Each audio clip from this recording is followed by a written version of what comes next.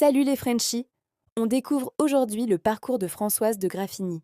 Au XVIIIe siècle, époque des Lumières, la parole publique est dominée par les hommes. Et pourtant, une femme se distingue par sa plume vive, son esprit libre et son audace intellectuelle. Françoise de Graffigny, autrice du célèbre roman Lettres d'une Péruvienne, 1747.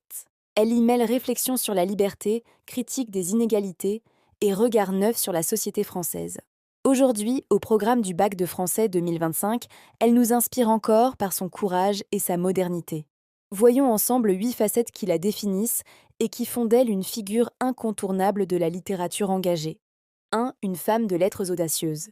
À une époque où les femmes sont rarement publiées, Graffigny ose écrire, publier et signer de son nom. Son audace, c'est celle d'une écrivaine qui veut être entendue, pas seulement lue en secret.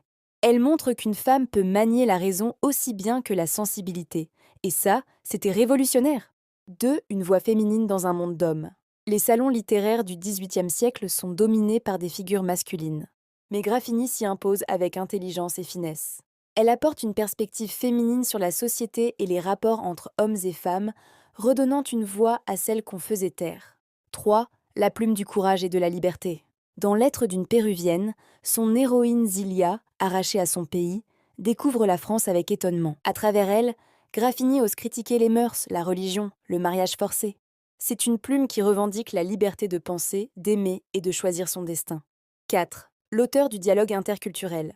Avant l'heure, Graffigny imagine un choc des cultures entre le Pérou et la France. Elle questionne l'ethnocentrisme et les préjugés européens. Une sorte de voyage philosophique qui nous pousse à regarder notre propre société avec le regard de l'autre, brillant et moderne.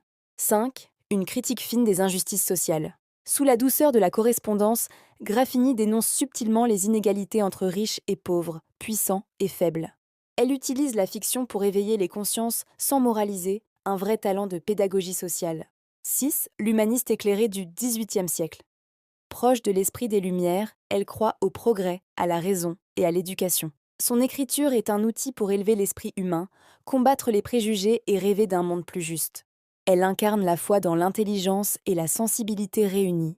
7. La défenseuse du droit des femmes à penser. Avant Olympe de Gouges, avant Simone de Beauvoir, Graffigny fait entendre une voix féminine libre. Elle prouve par son œuvre que la femme peut raisonner, écrire, juger le monde. C'est une pionnière du féminisme littéraire avant même que le mot n'existe.